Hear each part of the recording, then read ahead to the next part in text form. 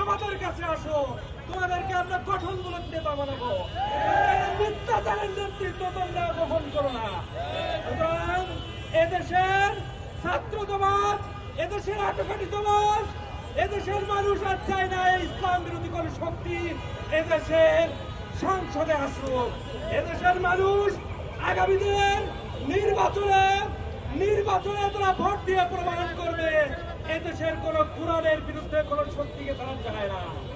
সুতরাং আমরা স্পষ্ট জানাই দিতে চাই, এই যে কোরআনের বিরুদ্ধে তারা হামলা করছে, এই মসজিদে ছাত্র শিবিরের উপরে তারা হামলা করছে, তাদেরকে দ্রুত বিচারের আওতায় আনুন।